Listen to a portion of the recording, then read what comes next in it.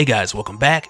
So for this one, we're beginning the playlist for Carnage Volume 3 because there's been a lot of things building up between this and the current Venom series, so I want to get this playlist well underway before we go too deep into how it connects with Extreme Venomverse, as well as the recent insane updates that we've seen with Eddie Brock. So with that said, if you're new to the channel, be sure to subscribe to catch the spills every week, and don't forget to hit that bell up top so we can squat up in the comments for the first hour.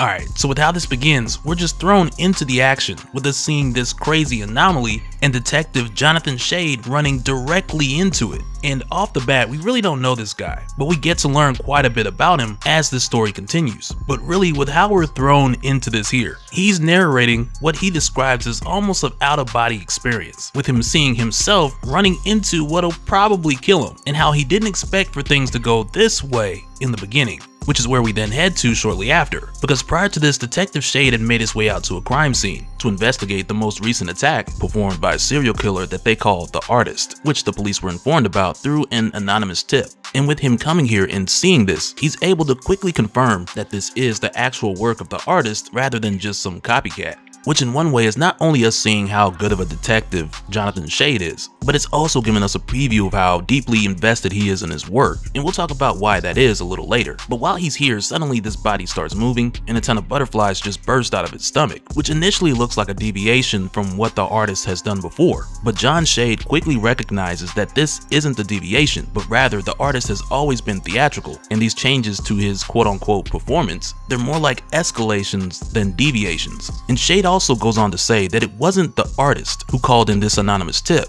because he's not doing this for public attention, but instead this is a coded message that the Artist is using to call out to someone else. Which now begs the question, who is the Artist trying to reach out to? To where from here we then see the blood drip into a very familiar spiral pattern.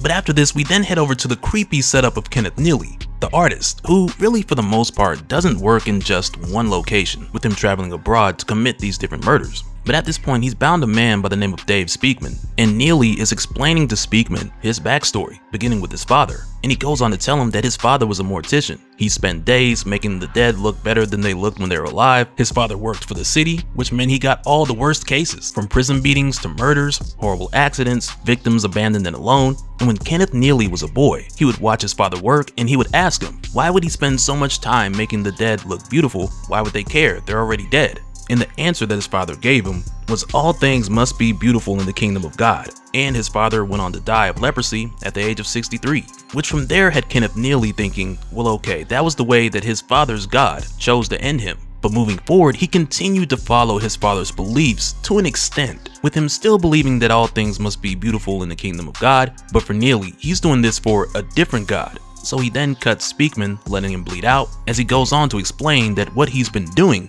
with all of these different bodies is actually him calling out to his God, who he discovered when he saw all of the dragons flying around in the sky, and eventually the mark of God upon someone's head. And that someone is Carnage, who we then find at this point has now finally answered the call of Kenneth Neely. But before we continue, we then see that Detective John Shade has been called into the emergency room at an ungodly hour, because as it turns out, Dave Speakman is still alive. The EMTs brought him in, and though he's lost a lot of blood, the doctors were still able to stabilize him. And from here, with talking to Speakman, he gives a statement to both detectives, Booth and Shade, letting them know that he'd cut himself free with a scalpel, which is how he escaped. But then he goes on to tell them what he remembers from the story that the Artist had shared, which were details about his father and him dying of leprosy. But then Speakman goes on to say that there was someone else there who the Artist was talking to, and that person was the devil in the flesh, who Neely kept asking to take him.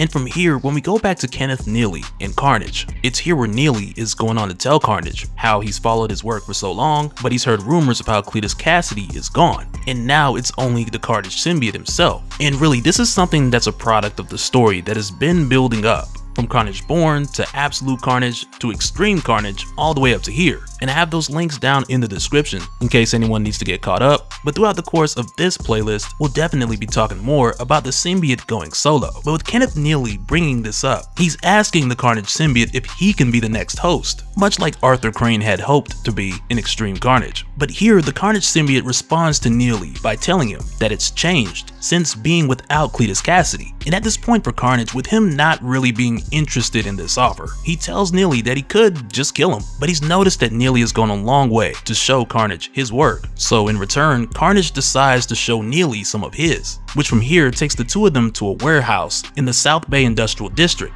where Carnage has Hydro Man strung up in a horrid state, binding him between his solid and liquid form. And it's here we find that Carnage has taken Hydro Man because he wants to steal from him the molecules that give him his power and apply them to himself, because Carnage believes within those molecules there's an infinite medium of infinite power that Hydro Man hasn't begun to comprehend. But this no longer matters because Carnage is taking it for his own. But through the course of doing this, Carnage goes on to explain to Kenneth Neely that he's no longer bound to the trappings and yearnings of Cletus Cassidy, or any man for that matter. And sure, through the years, the Carnage symbiote enjoyed the torturing and the mayhem, but those were a byproduct of the preoccupation of Cletus Cassidy, because everyone has their obsessions. And Carnage goes on to explain that Kenneth Neely is obsessed with him, but it's likely that Kenneth is someone else's obsession. And with Carnage saying this, it's here we find that Detective Shade has figured out that the artist is Kenneth Neely, and he's traced back the bodies which all connect in the form of a spiral, almost as if Neely has been chasing someone. But with going back to Carnage and Kenneth Neely, Carnage goes on to tell him that he's looking to escape these meager ambitions, and he's looking to find his own meanings and his own beauty in all of this,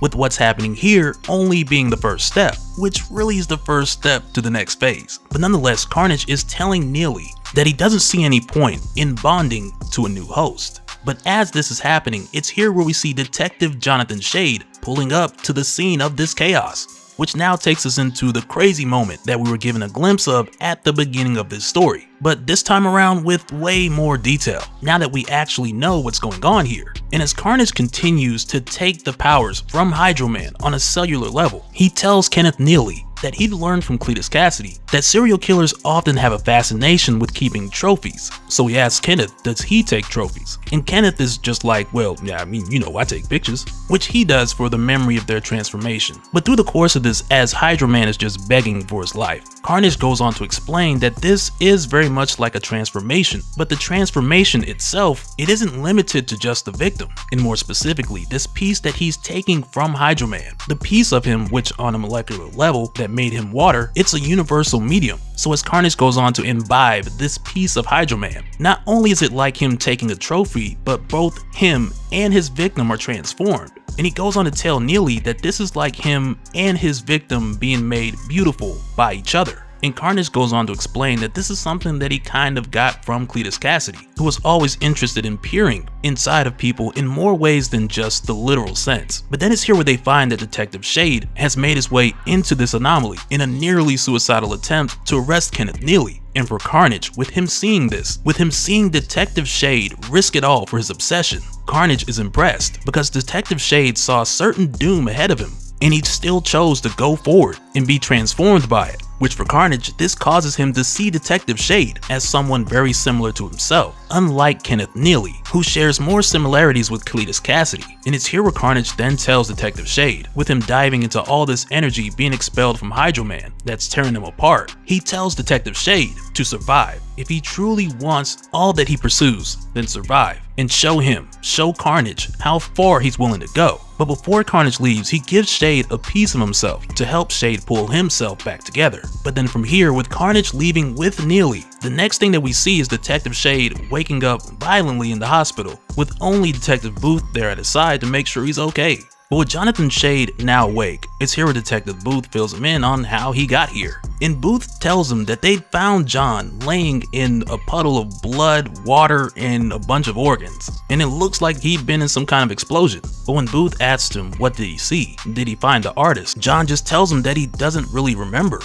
But as John gathers himself, he goes on to tell Booth that Neely was there. He saw Neely there, along with someone else. but he can't remember clearly and it's all a bit of a blur. And as you can imagine for Detective Booth, the lack of details isn't really helpful and it's pretty vague like his talk with Speakman. So he just tells John to take it easy and rest up and they can get back to it later. But for John, he's like, no way. He saw Neely there and he almost had him. But then Booth lets John know that he'd been in a coma for 2 days. The doctors say that he's physically fine, but the chief's not letting him get back out there without a full eval. And as for all the blood and guts that were found at the scene, they all got taken away by some guys in black suits who said that they all belonged to some top secret asset. And the chief blames John for this. But with Booth leaving, he tells John to get some rest, he'll go after Neely, and he'll keep John in the loop. But when he leaves, John realizes a few things, cause for one, Booth was the only person who showed up to make sure that he'd wake up. And aside from that, John really doesn't have anyone to call to let them know that he's okay. Which right here in this moment shows us the main reason why John is so good at his job, because it's all that he really has. But then from here, when John notices the sliver that Carnage had left him, a wave of memories that aren't his own, followed by an insane bloodlust, just come rushing in. So immediately John just goes out the window, with him realizing that he's been physically changed because of what the Carnage symbiote gave him, which unfortunately included the memories of Cletus Cassidy, as well as his lust for blood. But for John, he plans to use this to catch Neely and the Carnage symbiote, with him now being stronger and faster. But at the same time, he also realizes that this bloodlust that came along with it may become a liability. But he remembers the symbiote telling him, show me how far you're willing to go. And for John, he's willing to go all the way, to catch both of them, to catch all of them. But just after this, we then head over to a motel with both Neely and the Carnage symbiote, where at this point Neely, he's asking the Carnage symbiote what he meant back there, when Carnage said that Shade was on a similar journey. And with Neely asking this, it's pretty obvious that he's jealous. But Carnage lets him know that if anything, Neely should be flattered, because Neely is the reason that Detective Shade took the leap to begin with, because he's the detective's dark mirror. Because when Shade looks into the glass hoping to see himself, he sees Neely, and the detective hates him for that. And this is something that Carnage knows all too well when it comes to Venom. So Carnage tells Neely that what he's done is given the detective the ability to reach through that glass, which ultimately is where this is going with Carnage, and him reaching through the glass to Venom. But with Carnage telling Neely that he's given the detective the ability to come after him, Neely freaks out, but Carnage lets him know that it's not to destroy him, but rather to transform him. Which really is just Carnage giving Neely the opportunity to be made beautiful like all of his victims, since for him, unlike them, he hasn't changed. But after dropping this revelation on Neely, Carnage invites him to tag along for his next kill. But then from here we head over to Detective Booth, who's going back to his apartment only to find John Shade on his couch going through his files, with him knowing Booth to be the type to bring his work home. But with looking through these files, John tells Booth that he remembers it was Hydro Man. It was his blood and remains that were found at that crime scene. But with hearing this, Booth is kind of like, well, I thought you couldn't remember anything. But for John, instead of sharing the details about what Carnage gave him, he just tells Booth that it's starting to come back to him. But as John continues, he goes on to tell Booth that Neely and the Carnage symbiote are moving together, and amongst the two of them, the Carnage symbiote is running the show. But with knowing this, if they're able to track the Carnage symbiote down, then they'll get their man, because Neely is going to be with them. And as it stands, the Carnage symbiote is working on a way to change itself, alter itself, become something else, something more. And so far, Hydro Man was just the first victim, because Carnage is now going after supers who have powers that he wants. To where from here, we then find that next kill that Carnage was talking about, which is none other than Dr. Jonathan Owen, aka Spot.